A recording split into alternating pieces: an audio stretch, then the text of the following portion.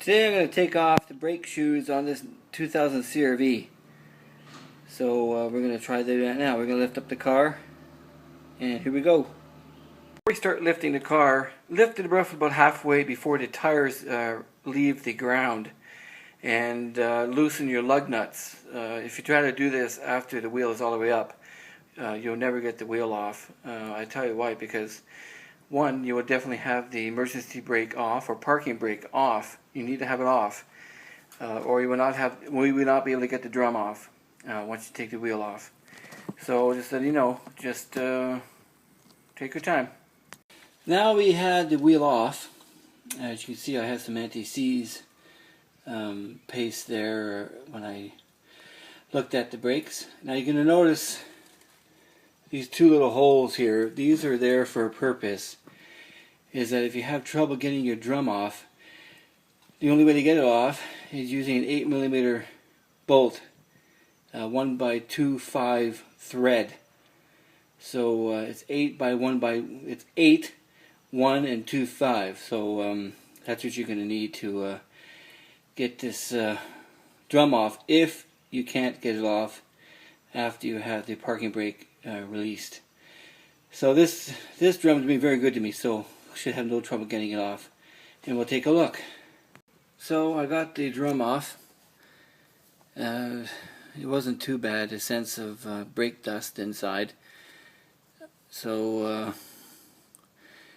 a few weeks ago I took this off, and I'm going to look inside and see what it looks like. And of course the shoes are coming to the point of, almost to the point of replacing them. But the reason why I'm going to replace them is because the other side is bad, and you should always change both sides of your brakes on the rear brake shoes. You should never do one and leave the other. You should always maintain that. If you do have the CRV like this one, 2000 CRV, and your brake adjustment has not been touched where you pull up the brake inside the car, if that had never been adjusted, don't touch it. If it has been adjusted, you'll have to bring that bolt. You have to unscrew inside 2 bolts to take it off, to loosen the tension inside.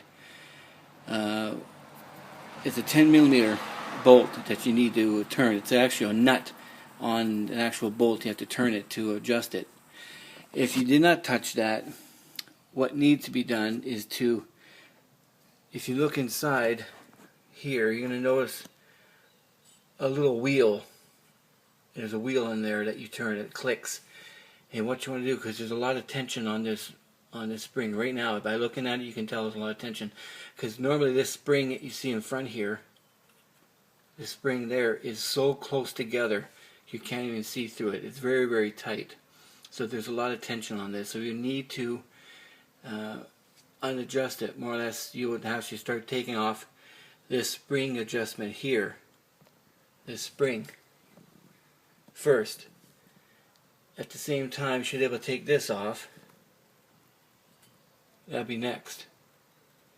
And then you can be able to adjust your brakes. Just be careful when you do that, is that don't get yourself stuck with this, because you're going to have a problem if you leave that out. This here is a little sock, both sides, and these 2 brakes shoes are pushing it in, and every time you push the brake it pushes it out to go to, around the drum. So when you take these off, make sure there's no brake fluid coming out of there. If it does, then you have to bleed your brake. Okay, and other than that, you've got your C-clamp here.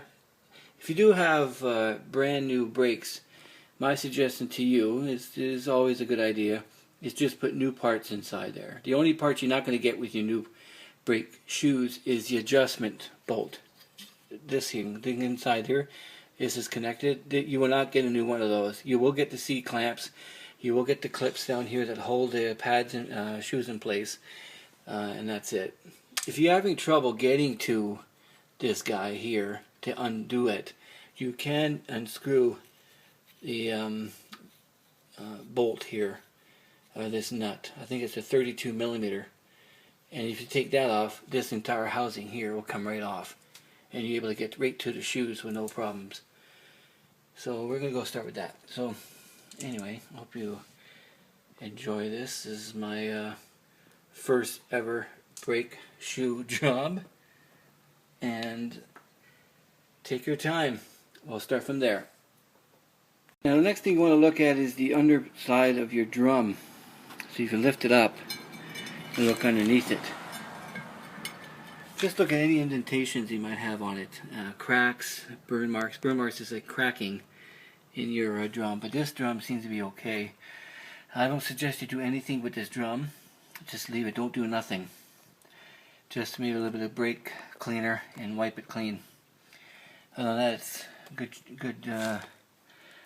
good shape drum. Okay.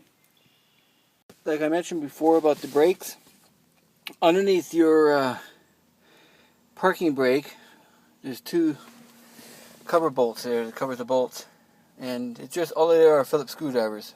That's all you need, a screwdriver. You take it off and you push this part forward and up.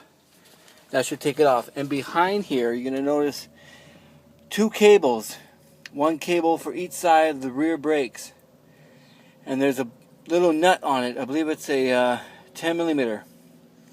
And you adjust that counterclockwise to loosen it, if it has been used before. If you never touched it, don't even bother. Leave it. And then you go from there. So there you go. You can see how much kilometers on this car. It's a 2000 CRV. And this is kilometers. So look, 181,002 kilometers on a 2000 CRV. So it's still below average per year.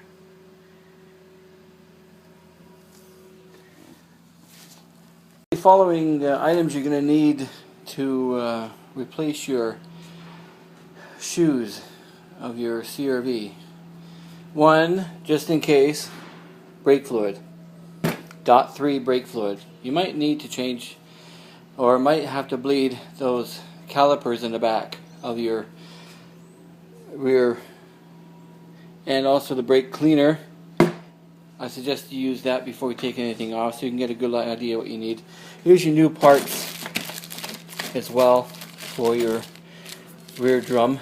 The clips, the spring, the big spring that I told you about, that big long spring. Look how short that is now. It was all like this long. So it's got a lot of tension in there right now.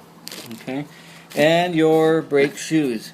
Depending on your car, there's a few brake shoes you can get. I just got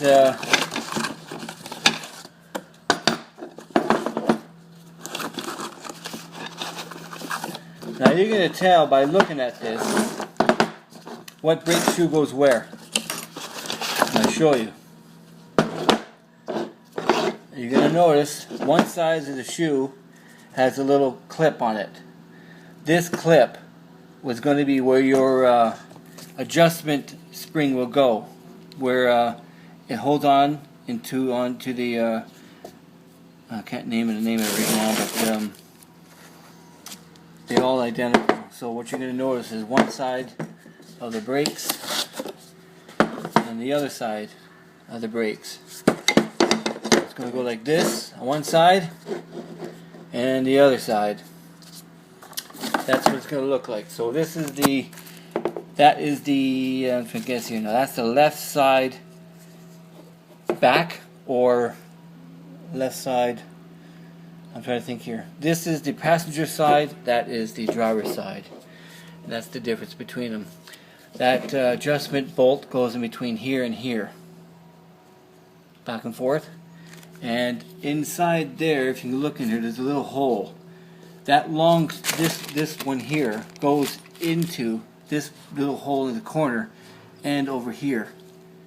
So you got to be very careful. It's got a lot of tension on that. And the other spring here, the long spring, this one here I'm holding, is from here to here. It clips on to the adjustment spring that's connected. So the clicking sound goes. It goes from there to that hole right there. And the other spring, the small one here, this small one, goes from here to here. When you take off your adjustment spring underneath here, you're going to notice this little clip. Underneath the clip is connected to where your emergency brake goes, where it pulls the emergency brake. And that little thing clips onto the bottom here. You're going to notice at the bottom of it, and it just hangs onto it. Okay, that's also going to be connected to it as well. That's how it works. So you notice the brake shoes. And my suggestion to you, it'd be a good idea, is to get some masking tape, because your hands are probably be really greasy and oily from doing this.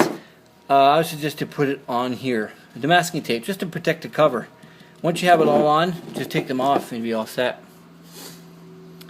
And so please leave any comments, positive, negative, whatever the case may be. This is my first time, so we'll go from there. Alright, I hope you enjoy this interesting way of getting this thing done.